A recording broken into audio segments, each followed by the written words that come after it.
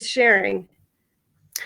So today we are going to be building inclusion. So we want to make sure that we give you lots of tips on how to modify curriculum today, building collaboration with your team, looking at the rich peer supports that your children can tap into. And by the end, we're hoping that you can say, "That was easy." That was easy. We can build inclusion, right? And we have the perfect person that's going to help us with our construction of inclusion today. And it's Lisa Orvis, and you probably know Lisa from the Facebook page Educational Strategies. I always had to remember for children with Down syndrome. Sorry, I messed that up. But Lisa's going to be here with us, and she's going to be sharing wonderful examples of modified curriculum that she's used with her daughter, Chloe. She'll also be showing us ideas and things that she's used as a professional in the school. And Chloe and Chloe's dad, Bob, is also going to be joining us today. So we are looking forward. And Chloe, was it your birthday yesterday? Was it your birthday yesterday? Me, 18. Now you're 18? Yikes. Look at you. I love your birthday crown. What do you say? Thanks. So Lisa, welcome. I'm so glad that we got to connect again. Lisa, you might also know from Paula Kluth's book, All In, 18 Different Ways to Have Inclusive Virtual Classrooms. And so I am excited because we get to hear your tips and insights, Lisa. And we'll also be hearing from Chloe and Bob. And we do have a surprise guest. We also will be sharing with you later in our program. So welcome if you're watching live. I'm Charmaine Tanner. I'm a parent, a retired teacher, and an advocate. And we are ready to get this construction and building of inclusion going. Lisa, you have all your... Hi, everybody. Thanks so much, Charmaine. So we're going to talk about building successful inclusion today. And something that's really important if you want to lift yourself up, lift someone else up. And that's really what special education is all about. How can we lift people up and show their best skills, their best outcomes to the world? Indeed. So I'd like to give you a little bit of background. When Chloe was in second grade, this is a picture of Chloe when she was in about second grade, she had an amazing teacher who often placed her as a leader in the classroom. And some of the things that she did, for example, include having us email photos of things that we did over the weekend. This was way before we had social media and all the connectivity things that we have today. So she took those pictures and put them on her smartboard and showed them in front of the class. And then Chloe would go up in front of the class and tell a few words about the picture, what she was doing. Maybe she was on a bike with her dad and things like that. And then the classmates would ask her a few questions, and then she had an opportunity to answer. So it was a great way to place her as a leader in front of peers and build peer supports. And then when Chloe got to third grade, we had a new team and a few hurdles, and not everybody on the team had all the same tools.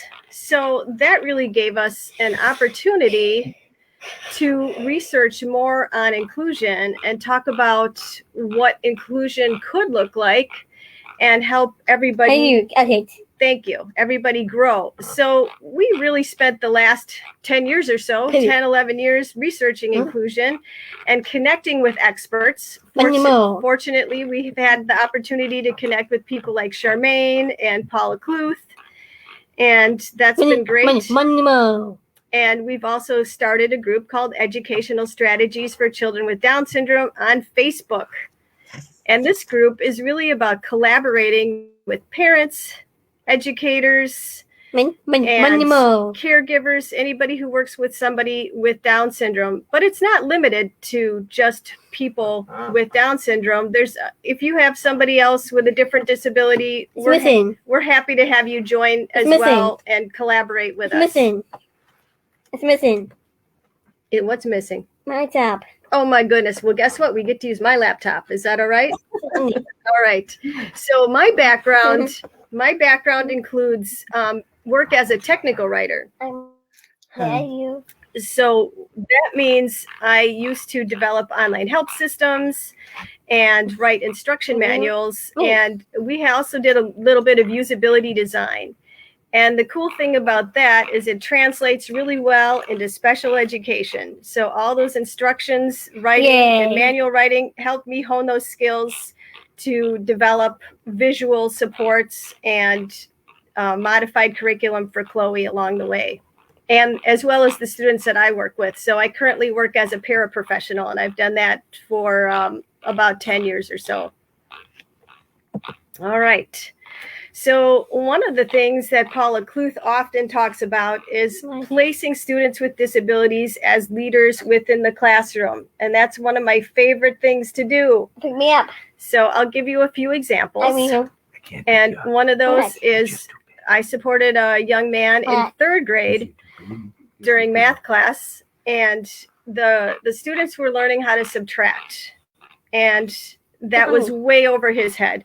But what we did do was have him read the math equation on the board, and that was something he was learning how to do. So all the kids looked at him on how to read the equation, and that kind of helped everybody keep focused, and he felt confident because he was doing something in front of the peers. Another example is a third grade woman last year, young lady who had autism. She was a great speller. She liked to read and learn so much stuff. So we made what, sweetheart? Thank you so much. You like it? You like it? So we really worked hard to make sure that she was included in the spelling bee, and we gave her words that she could spell, but we also had her do it in front of her peers. Whereas not everybody with an IEP was included in the spelling bee. So we were really trying to make sure that she was included, and any of the other students that we worked with were included in the spelling bee. And her peers in the classroom just cheered when she was able to spell the words right along with everybody else. And then here's an example of guitar class. Chloe takes guitar class. And this is her third semester taking guitar, right? Lessons. Yeah, guitar lessons. You like guitar, right? And one of the things that her teacher did the very first day of this semester was have Chloe play a song in front of her peers. And they all looked at her as a leader in guitar class. So that was really cool. And last year, Chloe took a class called anatomy in high school. Me? Yeah, you learned about bones and organs in the body. And when we had conferences, one of the things we did was ask her anatomy teacher, wouldn't it be cool if there was a way for Chloe to ask or answer questions in front of peers? And this was before the pandemic started. And her teacher said, I know, we're dissecting whatever it was they were dissecting at the time. And he said, how about if we have her go around to the groups dissecting, and she could ask questions like, what is this organ? What is this organ? And it was great because Chloe had an opportunity to interact with peers. And then it also helped her peers answer the question and reinforce their learning. So that was kind of cool. So my suggestions here are look for a student's strengths, showcase those in front of peers, and see how you can collaborate to really place students as leaders in the classroom. Right? Cute. You're cute too.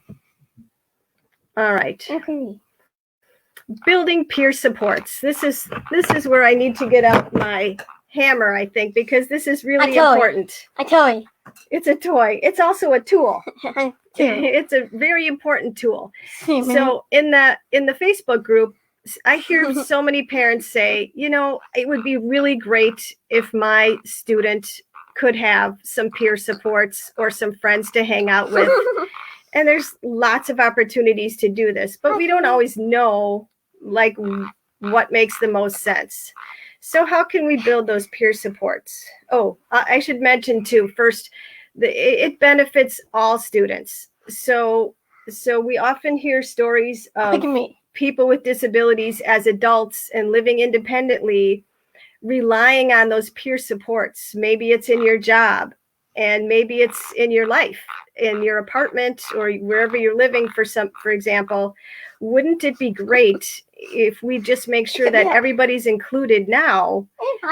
Because later on, it'll be such a normal thing that everybody knows how to support everybody else who needs it. So that's why it benefits everybody. So some really good places for building peer supports. PE class is a great place to build peer supports. Recess, how can you build those supports in and initiate games, or find whatever your student is interested in and see if you can get some peers to coach them in playing football or basketball or whatever everybody else is doing, whatever the interest is. Work on that. And we have a picture here of one example of a third grade math station. Peers were working in small groups to play a multiplication game. Well, the young man I was supporting was learning his addition at the time. So they could still all play the game, but the third grade students who were working on multiplication could do it for multiplication, and then they would ask the other student his addition, what was 10 plus 6, and he might have to find some manipulatives to put 10 plus 6 together, but then he could do it and write it down on a piece of paper. So they're all working together and doing the same numbers, but multiplication for one group and addition or subtraction, whatever it was, for the others. Let's see. We also have reading. Reading is a great place to build peer supports. Thank you. And one of the things you like to do, did you read to peers at school? Do you like to read to your friends? Hi. Hi, sweetheart. Thank you so much. Yes, she is pretty. So Chloe liked to do some reading to peers, and sometimes her peers would read to her. And that's something that I like to do with the students I support as well. So Chloe also has a Spanish tutor at school. And Bob, do you want to talk a little bit about her Spanish tutor? Yeah, she has a few of them. She has a para who works with her. The teacher works with her, and there's also a young woman who turns 18 next week. So she's actually younger than Chloe, but she spends time with Chloe, about 45-minute sessions once a week. And what's nice is that the peers are fairly demanding, much more so than parents are, as we know from our eldest daughter. And so she's very sweet, but she has Chloe do the work. Chloe is thrilled to be working with somebody her age. It's just a little bit different, and she gets a lot done. So that's the tape part of the construction here. So yay, peer support, yay for peer support. Great way to push our kids to achieve more. Breakout rooms.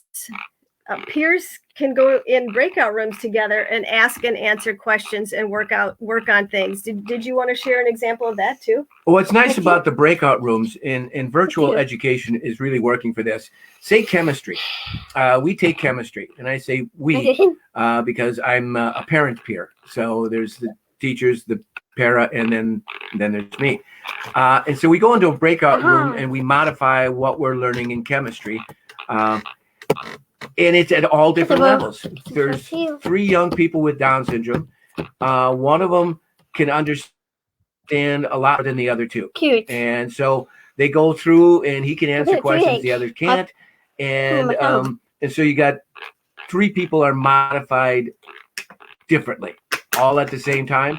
The kids that don't understand love to watch the one who does understand, but they all understand enough. Nobody is ever left out completely, and it's really neat the way they do that. And then in the regular classroom, Chloe will sit with me very nicely, and once in a while we can answer a question. Once in a while I can even figure it out. And so Chloe knows this. And if I just bend over and I say, here's the answer, and then she'll immediately unmute herself and repeat the answer until the teacher acknowledges that Chloe came up with the answer. So in front of all the typical peers, Chloe is coming up with these answers, and she is so proud when he says, thank you, Chloe. Thank you, Chloe, for coming up with the answer. And she's so excited. That's enough for her to stay focused for 45 minutes of the periodic table. And that's not easy. Really? Huh? That is amazing. But it's not always just kids with disabilities going in the breakout rooms. Okay, sometimes it's the typical peers that go in and they talk about something too, right? Yeah, they do. And what's nice about, everyone talks about generations. This generation of young people is just amazing. You hear that they're too sensitive, all this other stuff, which is, you'll never say you're too sensitive to me. But what they are is they treat people with disabilities so differently than my age group did. We were not nice. And down the line, these kids are nice. These kids want the kids with disabilities to succeed. They back them up. When they're in the room with Chloe, if Chloe's trying to come up with an answer, they will help her out. And they're really cheering for her. And she can feel that. Anybody with a child with disabilities knows that our kids can feel a lot more than people realize. And so when these kids are supporting them, they really feel that. And again, you get a couple of those supports and she'll talk about the atomic weight of beryllium as if she knows it. Huh? Yeah, that's pretty cool, man. Thank you. All right. So collaboration. Let's see. So collaboration is a really good tool to use when somebody throws a wrench in things. I tell you. It's a tool. We have a fantastic case manager who always gives Chloe a lot of voice and choice. Thank you, ma'am. So she is a great collaborator, and we appreciate her help all the time. Thank you, P. She likes you too. We have. I'll give an example of English class on what they do for collaboration. So they were doing a unit on graphic novels. And the English teacher and the special ed teacher for English worked together to send us a list of graphic novel options that Chloe could choose from. And together we came up with pumpkin heads. Cue me up. And fortunately, we also had a library app that had the book available. So we had the paper version from school that we could read from, and then we went online and we used that to get some screen grabs and then print out some pictures to go along with the vocabulary words for this book. And it was really helpful. It made a difference to have those visuals that were specific to this actual book. And this unit that they're working on now is called a memoir. So they chose, hi, sweetheart. They chose another graphic. Thank you. They chose another graphic novel to use for that. And the special ed teacher for this class already gave us the vocabulary with the visuals that I'm assuming she got off of the library app as well, so that those visuals would be even more solid, starting right off of the bat for this unit. So that was a great collaboration from our team here. Anatomy, like the story I was mentioning earlier, was great because when we asked if Chloe could ask and answer questions with her peers in some fashion, they were right off the bat said, here's how we can do it. And Why? It was just, nobody said no. They just said, here's our idea. And then if you have anything to add on to it, let us know. Why? And we'll make it work. And the other thing that's really helpful, your paraprofessionals really have the info on, they know what the classroom is doing, they know what the students' strengths are, and they might know the family a little bit. So a paraprofessional can really take all the information together and help come up with something great. So make sure you take advantage of all the team members that you have. All right, here are just a few examples of modifications that I've made in the past. And I think Paula Kluth likes to refer to this as dollar store differentiation. We have some sponges from the dollar store, and those worked great for a unit on fractions, and this would be like 3rd grade. We have a pair of dice for addition, subtraction, and that was another dollar store item. And then we also have milk caps, because if you lose one or two, you can get a few more. And then those are the container, maybe a big yogurt container, or this one happens to be like those crunchy onion ring things that you put on top of the green bean casserole. It's a nice sturdy cover. And kids just like to put things in and be fidgeting around, moving, manipulating things while they're learning. So this was always fun. We did for younger kids counting. You could do counting by 5s if you're learning skip counting, maybe in a different grade, or you could do your alphabet letters, find them in order and put them in one at a time. So it's kind of cool to have that hands-on. A couple of other ideas for modifying curriculum. Make sure things are hands-on, keep a variety of items, fill in the blank, depending on what level the student's at, draw lines, draw circles, and lamination and Velcro. Those are really awesome tools too. And now you have to add those adhesive magnets. Oh, right. That was great too. Yes, somebody was talking in the group this week about using magnets on the back of some foam shapes to set up arrays for multiplication, and that was just brilliant, absolutely brilliant. So during a pandemic, here are a few things that we've been using.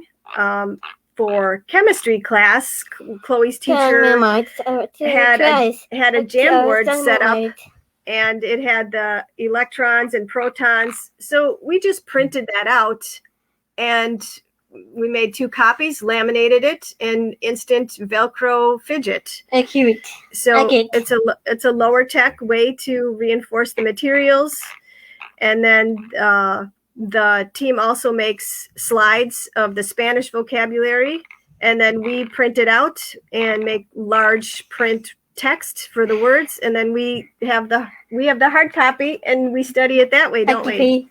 Thank you, P. I like you too. And then feedback is always important. So if you need something from your team, ask them if there's another way to do it. Say, my student really needs this, and how can we collaborate on that? So these are a couple of things that worked for us during the pandemic. And these are a few more things from a few years back. Biology class, we had another laminated coloring page we found on a science website, and it was free to print out. So that was kind of cool. And then the 2 on the right are things that I made for students in science, I think 4th grade science and social studies. So we had some text to read. We modified the text. So it was the same material, but just at an easier level. Thank you. And we also included videos. Thanks. And then when they did a quiz or learned the material or tested on the material, we had them circle the answers. So that was kind of cool and right at their level. All right. Oh, and this is kind of cool too. So one of the things Chloe really likes is doing quizzes on a tool called Quizzes. So it's basically an online, like, it's almost like a video game where you can choose, and we make it fairly easy with 2 answers. This is not one that I made or that Chloe uses, but an example. And then you just touch the right answer, and it makes cool sounds. So it's really like playing a video game, and the students really enjoy this one a lot. So that one's called Quizzes. What do we hint, ma'am? What do we hint? Oh, here we go. Social. So one thing that's really cool about building a strong inclusion network is our friends, right? So Chloe's school does a fantastic job with their Theater Pals program. It's basically, before the pandemic, they had it in person with students. So every student with an IEP also had a peer buddy, and they did theater games, and they put on a play, and they had a peer buddy that would help them out with their lines, and they worked together, and that was really, really cool. So this is a picture of Chloe, and she's holding hands. She was the fairy dog mother in her play. And then during the pandemic, they've been doing it virtually. So they ask all the students a question, and then they take turns answering the question. Oh, but before that, they do some like warm-up exercises and things like that. They do some voice things. And then why don't you share a little bit about Today, we had to do a scene based on a wizard, a volcano, and a gumdrop. So we broke into a couple smaller rooms, and then a couple typical peers, a couple kids with Down syndrome, teacher, and they come up with, this is what the scene is going to be. Again, there's one, Jack Henry, who's in the plays, and he'll come up, he'll improvise his own dialogue, he'll know exactly what he's doing. Chloe, on the other hand, was going to be a superhero, and then once the scene started, she was now a sheep. And that's Chloe. She's going to do what she wants to do. And some of the other kids are like that as well. But the scenes are fun. Zoom scenes are kind of difficult to do for professionals. But the kids have a lot of fun. And again, they go at whatever pace they go at, and everybody loves it. Yeah, they're really, this Theater Pal program at Chloe's school is, in my opinion, is the model of what everybody should make it look like, because it's super inclusive with many typical peers, and they're so supportive and so helpful, and everybody really enjoys their time together. And many of the people in Theater Pals are also in Best Buddies. And in the middle picture is showing Chloe FaceTiming with her best buddy from last year, who is now a college student. So they keep in touch, and that's a really cool thing for these two. Bye. And I think the other picture with the crown is one of the pictures from virtual learning with Theater Pals.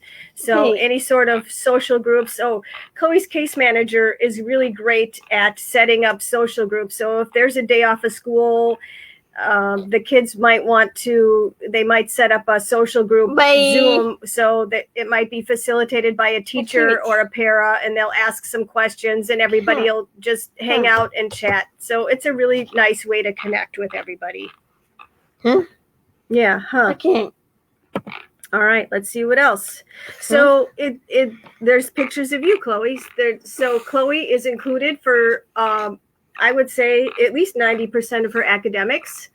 Some of her hobbies include going to Gigi's Playhouse and yoga. There's a picture of you doing some yoga, relaxing. Me? Yep. And she likes to, what are you doing right here? Walking over to me. Yeah, walking the neighborhood. One thing Chloe likes to do is go for walks. And what do you do when you go for a walk? A neighborhood. You walk in the neighborhood. What do you listen to? Musical. You listen to music. Right. So we have a wireless speaker, and she chooses songs, or sometimes we have a So it might be 80s music, Cute. right? Or it might be dance music. And then we dance and we do our walking. And then here she's making some food and spending time with her best buddy. That was pre-pandemic. Uh-huh. And I'll just mention a couple of things. Chloe has some moderate hearing loss. So she recently got a Baha, which is, Baha. yeah, it's like a hearing aid on a headband. And that's really helped her speech and really helped her listening skills. So that's pretty cool. And she also has cataracts. So we hooked up our laptop to a TV with an HDMI cord, and that helps you see and hear better. Thanks, Penny. That's pretty cool. Thanks, Penny. You're welcome, Chloe. All right. So here we go. Maybe you want to tell a little bit about guitar class. Guitar class is... Do we want Chloe to introduce our next friend here? That would be fantastic. Thank you. Hey, Chloe. Chloe, who's that? My Kevin. It's Kevin. Hey, good to see you. Long time no see. We talk about inclusion with guitar. We wanted her to take a musical instrument. And guitar is fairly difficult. With a piano, you can see this note is higher than this note, which is higher than this note. A guitar is a little bit different. Hi. So the first thing we did is we got a half-size guitar. Thank As you. you can see, this is a full-size guitar. The half-size is much smaller for her hands. But then we further adapted it. If you're looking at a guitar, you've got to move your hands to make certain chords. Like this is a G chord. She can't do that.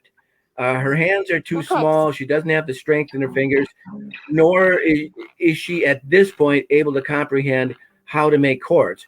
So what we did with Kevin is he tuned it to what we call open G.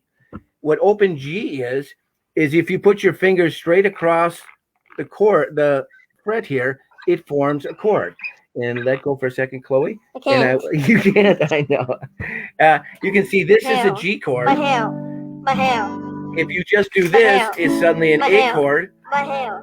Your hair? Yeah. You move your hair aside, and there's a C chord. This is not just for people like Chloe. The Rolling Stones play in open G all the time. So we adapted it that way. But now, again, we have to go further.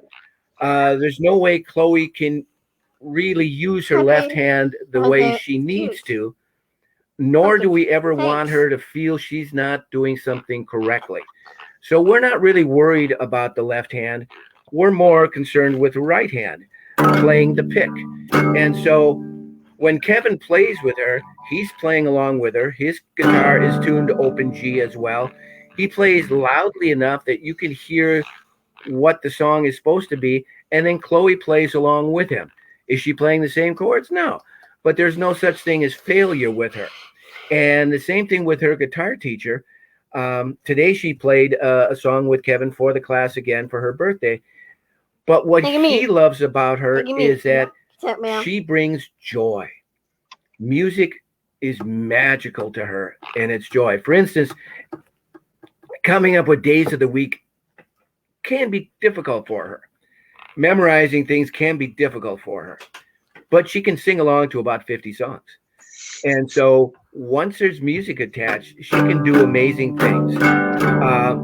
And she's never going to fail because there's no such thing as the right way and the wrong way of doing it. So, and that goes with Kevin. He's the one that he's formed a band with her called the Imposters. They perform as often as they can, not just a guitar class. For her digital video class, we're making a video of Shoot the Moon. No, not Shoot the Moon, Shut Up and Dance. So she's going to be in that. And they're going to play that. Yes, ma'am. So Kevin is Chloe's awesome para. He's really the caulk that holds us all together.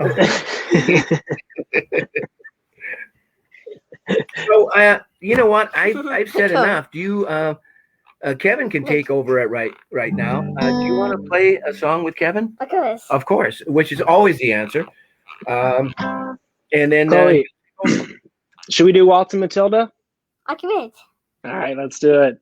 This is an Australian folk tune that is one of the songs that I did not know before I met Chloe, and then Chloe introduced me to a lot of these songs. And I don't listen to too much pop music either, and so I've had a new appreciation for Katy Perry and Flo Rida and lots of artists that I just never would have dipped my toes into.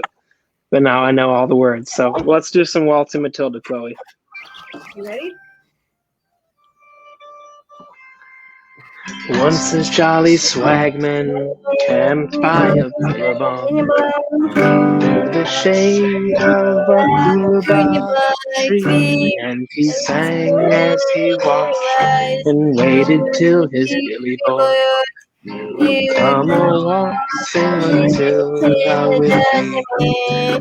Waltzing Matilda, waltzing Matilda, you come a-waltzing Matilda with me. And he sang as he watched and waited till his Billy boy come a-waltzing Matilda with me. Take it away, Chloe. Sticky animal, I tell us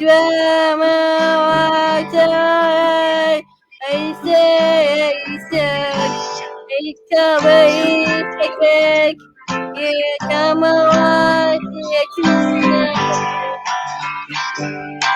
Waltzing Matilda, waltzing Matilda, you come a-waltzing Matilda with me.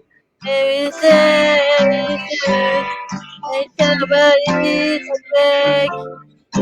come a-waltzing Matilda with me. Up rode the squatter, mounted on his thoroughbred. Came the troopers. Who's that jolly jumbuck you've got in your tucker bag? Come a-waltzing Matilda with me. Waltzing Matilda, waltzing Matilda, you come a-waltzing Matilda with me. Who's jolly jumbuck you got in your tucker bag? You come a-waltzing Matilda with me. Up jumped the swagman and sprang into the billabong. You'll never catch me alive, said he, and his ghost may be heard as you pass by that. You come a-waltzing Matilda with me. Waltzing Matilda, waltzing Matilda, you come a-waltzing Matilda with me. And his ghost may be heard as you pass by that billabong. You come a-waltzing Matilda with me.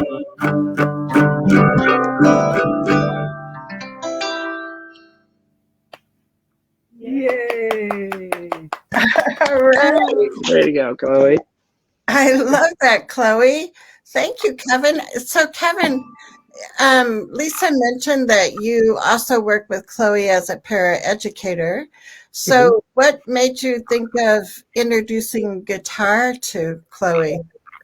Well, I think it was Chloe's idea, and she wanted to take guitar class, and I think some other teachers knew that I played guitar and that I got along with Chloe really well, and we loved talking about music. And so I just thought it was a natural fit, and we just had a blast for the couple months that we were able to do guitar class in person last year, and it was just so much fun to see her pick it up right away, and it came naturally that she knew how to hold the guitar and to strum along with songs. And there's so many songs that, I mean, even the guitar teacher uses like Perfect by Ed Sheeran as one of the songs that he teaches kids basically. And Chloe knew every single word to that one. She stood up in front of the class performing it. I mean, it was just such a natural thing. Look at me. What are you doing? I say, get away, say, I can't wait, say, yeah, no, dynamite. Dynamite? Dynamite. Yeah. Way to go. As you can see, she comes out of her shell when there's a guitar in her hand. Well, and I know Lisa had said before one time I heard her talking about, what is it, a half-size guitar that Chloe uses? Mm-hmm. Yeah. And I hadn't ever heard of that. And so I think that's so wonderful because it must be so much easier to wrap your arms around it and, Yeah, absolutely. And the open tuning works really well too, so that even if she can just strum, it's still a chord. It doesn't sound dissonant or anything like that. And so there's lots of songs where I can think, okay, what's a song with G and maybe one other chord that's really simple that we can start with like that. And it turns out a lot of pop songs are 2 or 3 or 4 chords, really super simple and easy to play. So So Chloe, can you pick which one you like best? Do you like singing or playing the guitar best? I think it's a combination, yeah.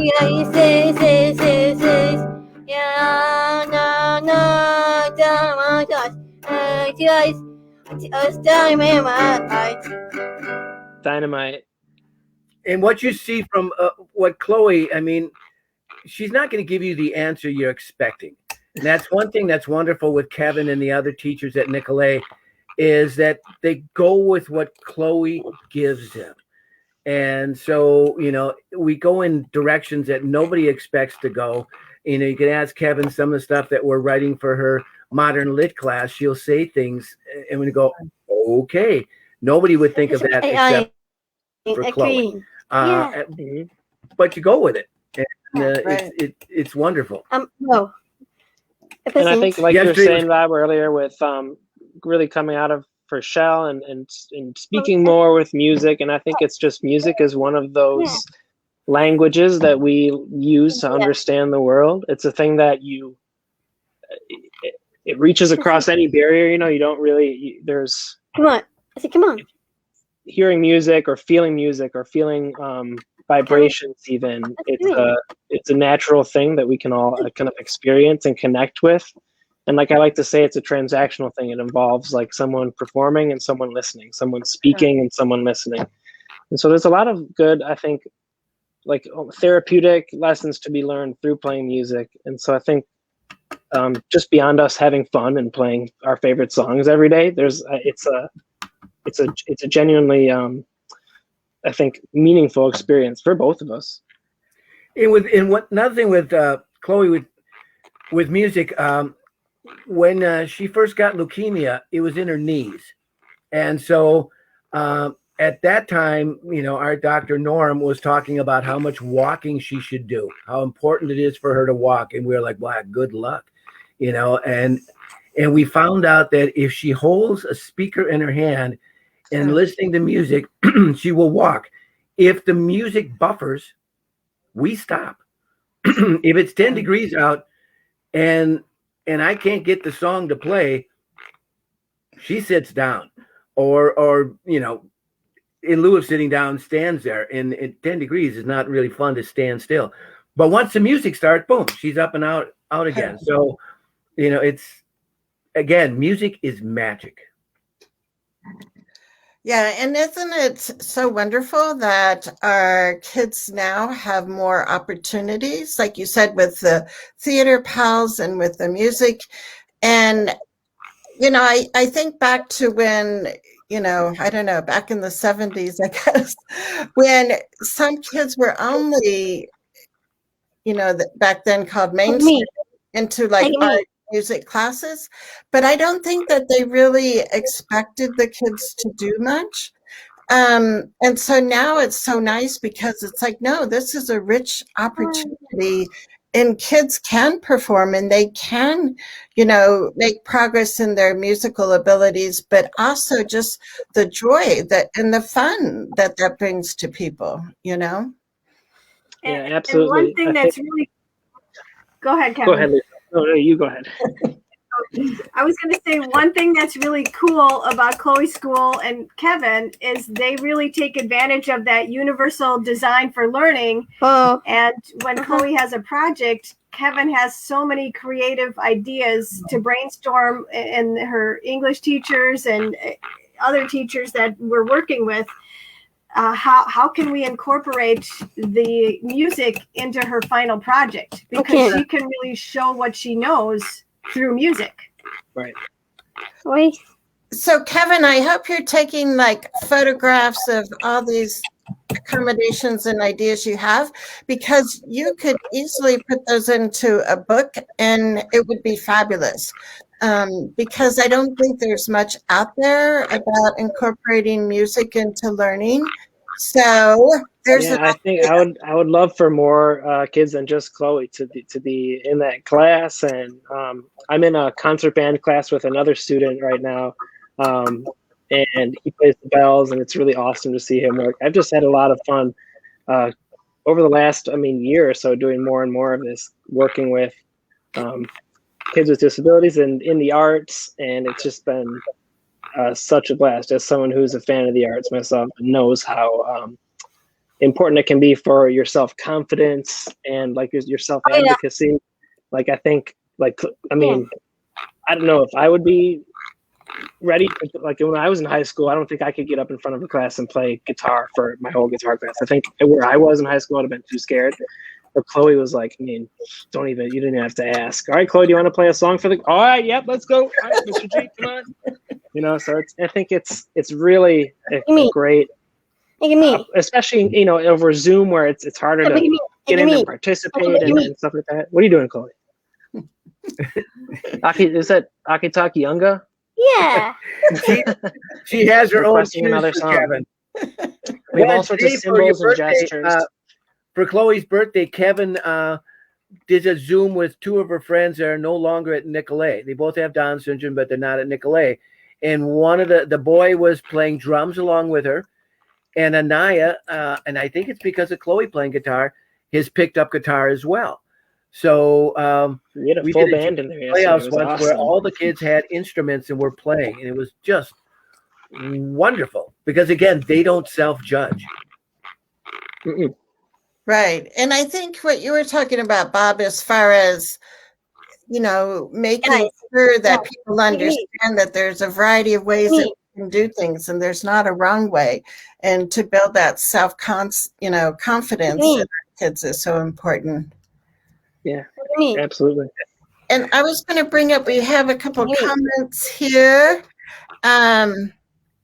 Let's see. Angie, how are you? She says, my son keeps showing what he can do by watching, but the teacher refuses to teach him. He only gets what he absorbed on his own. Yeah, and that can be hard. And I think that's part of that, building that team and that collaboration. And, I think, Kevin, you must be an important linchpin at that school for a lot of kids. Well, I think it sounds sort of obvious, but it's just, I like to get to know the kids, and like Bob was saying, on that non-judgmental level. Is this the kind of stuff you like to listen to? I always start with music because I love listening to music and asking kids what they like to listen to, or movies too. I ask what movies, and just trying to make those connections there, and think, all right, how can I turn this into engagement? How can I turn this into, like Chloe, obviously, it was the guitar, and how can I use this connection she has with music to have her write about it in English class, or have her, or making a video about it in her digital video class that she's doing. So just finding those entry points, I think, is important as a teacher or a parent or whatever you do at school. Just and then not get to know the kids, and not in a weird professional kind of way, but genuinely they were just another human being that you want to get to know better. It sounds simple, but it's just finding out those little things that you have in common. This also brings us to another aspect of inclusion that sometimes people forget about. We love saying how important we are to kids who need us, but we sometimes forget out how important they are to us. I could never sing in front of anyone until I started singing in front of Chloe, because she doesn't judge. other kids in her class are willing to stretch because they know if they're with Chloe, there is no judgment. And she's not afraid to go up there. And so they are, in turn, not afraid to go up there. And this non-judgment, being around people that don't judge you, allows you to stretch. So the typical kids gain a lot. The kids in her music class, when she sits up there and she strums, and she's not hitting the chords she's supposed to hit, and she's enjoying it, and she's showing what music is, which is pure joy. Which unfortunately, the woman that just sent you that note, the music teacher, the end for that music teacher was a piece of music that sounds correct to them. Whereas to Kevin, the end is joy. And if you look at joy, you can accomplish that. And then the other kids in the class can learn that as well. Hey, Chloe, you really wanted to play another song, don't you? Yeah. Chloe, can I show one more comment, and then you and Kevin can play another song? So Jessica was saying music is one the more language comment of the heart. My 7-year-old with Down syndrome has loved it since birth, and it's helped with his overall development, especially with behaviors and communication. Hey, me too.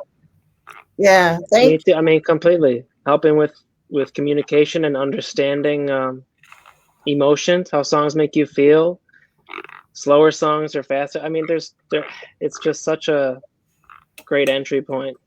And like when kids take free time, I'll walk around and I mean, I don't know, some kids are watching videos on YouTube, but it's 90% of kids are watching their favorite song on YouTube or listening to some music. That's like a go-to thing. And it's not just for kids in special ed. That's like any kid. Just like when they're at school, they have their ear pods in because they want to listen to music in between class. Right. So Chloe, what song would you like to play next? Look at me. What song do you want to play next? All right, so we did an Australian folk tune, and now we're going to do an Inuit folk tune. This is called Aki Taki Anga. I get. Yep. All right, Chloe, I'm pulling up our backing track just so I don't get off time here. I'm pretty. All right.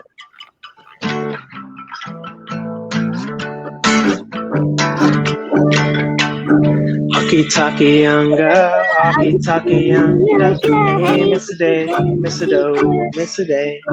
Aki taki anga, aki taki anga, hey miss a day.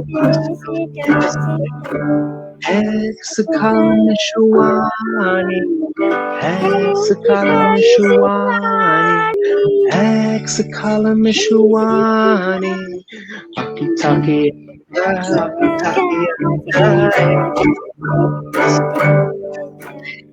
Aki taki anga, aki taki anga, hey miss a day, miss a day.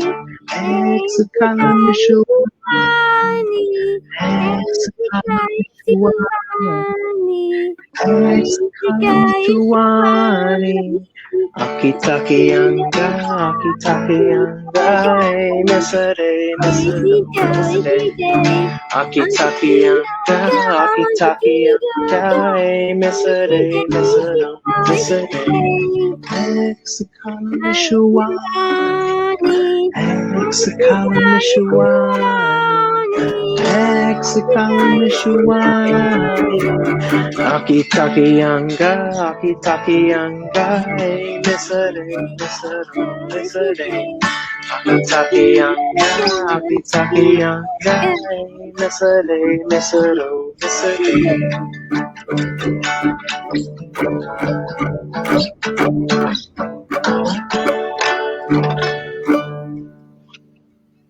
Chloe, I love it. Way to go. That one, I mean, when Chloe, let me tell a story about that one really quick. I don't want to take too much time, but when Chloe's requesting we learn that song, you can't imagine how hard it was to find that. I mean, if she's requesting any pop song, I could say, okay, did you say Firework, Katy Perry?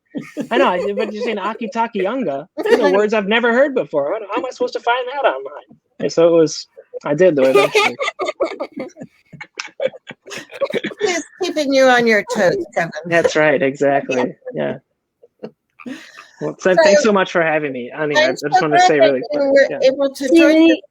And so I wanted to ask, now that it's virtual, so is it like the Zoom music class and you guys go in breakout rooms or what? Yeah, the music teacher, and he does this for the band class that I'm in and guitar class. He has like a great setup. And I know that a lot of teachers all over schools, all over the state, all over the country are struggling with some kids in person and some kids virtually. And he's got like a big projector screen that's out in the theater. They have all the kids on the stage in the theater. He has a camera that's up in the light rig so that it's looking down for band class so you can see all the kids on the stage. He has one camera that's on his fingers and one camera that's on his whole body. Like he has everything really set up so everyone at home can see everything perfectly, and there's still kids in person there too.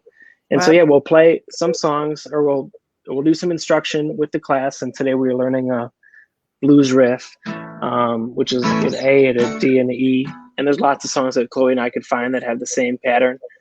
So we learned some blues riff at the class, and then we get put into a breakout room, and then we just go wild. Chloe and I just play every single song we know in the time allotted.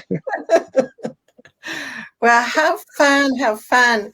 So Bob and Lisa, what are some of the things that you've noticed about Chloe with, this, wonderful relationship with music and Kevin kind of spurring her on? Well, one thing, her confidence is gone through the roof. She's a very shy girl. With her health situation and stuff, it just, she took a hit. And so her getting up in front of the class is not something that we ever thought she would do. I mean, Lisa and I will watch her with Kevin, and there's tears in her eyes because this is something we never thought we would see. You go to Down syndrome conventions, and they're wonderful, but there's always the horrible moments when the parents go up on stage and say, well, my little Johnny is not high functioning, but he started speaking French in 4th grade. But I read to him every night as if the parents are making this child really, gifted. And it's the reality. So many parents are leaving those conventions saying, what am I doing wrong? Yeah. And that was us, because Chloe could not do what a lot of these kids could do. And then suddenly music came. And she's doing things that we never thought she could do. She'll listen to a song twice and she'll anticipate the chorus. Wow. And that's a thinking that's pretty sophisticated thinking. And so we're seeing possibilities we never thought we'd see before. How wonderful. How wonderful. And Chloe, you are so lucky to have people like Kevin in your life. What do you mean? The feeling is mutual. And I want to just say one more thing. I think really we're just so fortunate to have such a collaborative team. We didn't always have an inclusive environment for Chloe. And I think one huge contributing factor to Chloe's success is that she is included and her team is extremely collaborative. And they're happy to take feedback, and they take it. How can we make this even better? So it's truly, we truly feel it's a collaboration. Oh, I bet. Well, I want to thank all of you for joining us today. I don't know why, but I rarely ask fathers to come on, and so Bob, I so appreciate your perspective. Well, Lisa does the heavy lifting, and I do the playing. Again. But you also play guitar with Chloe a lot at home, Bob? I do, and we have a completely different playlist than Kevin. We have a very strict playlist. It includes, songs that are not age appropriate, but it's fun. We do Twinkle, Twinkle, Little Star. When it comes to Like a Diamond in the Sky, she won't do that. It's like a diamond in a duck. And then I have to yell at her. Or it's a diamond in a chicken. And I'm like, that's wrong. It's a diamond in a penguin. And it's like, oh. And then we do our songs. And then the last song is a song I wrote for her that she's learning. And she likes it being about her. So we have our playlist, and then Kevin has their playlist. Their playlist is much longer. It's getting bigger and bigger and bigger. Look at me. We see you. I know. I love it. Here we go. Another twinkle. I wonder where the diamond is going to be.